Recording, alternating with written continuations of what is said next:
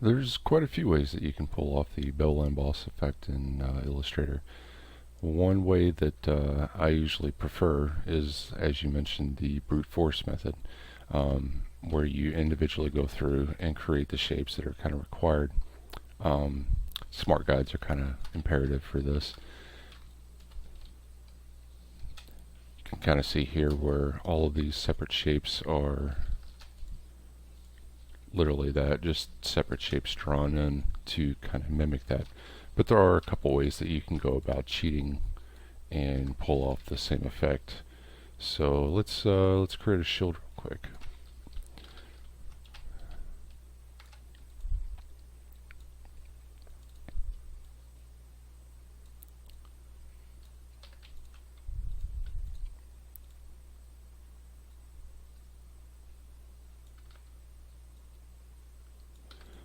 All right.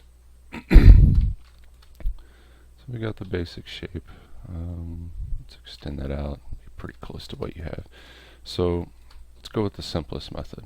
So you can go to Effect, 3D, Extrude and Bevel. So if you turn all your settings here to 0, because we don't really want a 3D effect, we just want the bevel.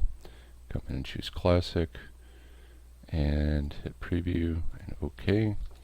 And now if we look, it's a real-time effect, but you can come in, Object, Expand Appearance, ungroup it, and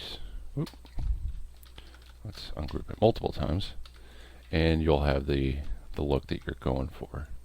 It'll create all of these subsections, but you'll get a lot of extra pieces here, which may not actually be a bad thing because you might want more highlight and detail.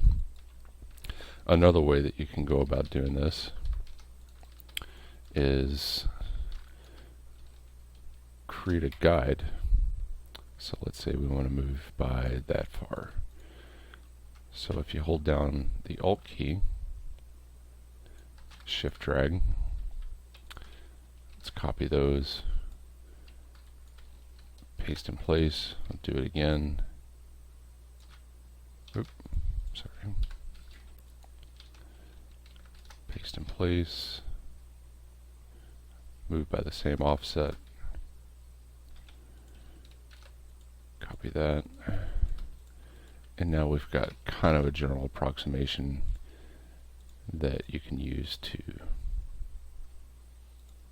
create some contour, but it's never quite perfect.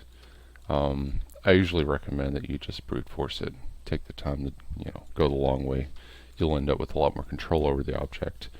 Or if you want to just take the shortcut, use the 3D bevel and extrude option to pull out the shape that you're going for. Another way that you can do this is by using the offset path. So we'll say negative 0.05. Let's go a little further.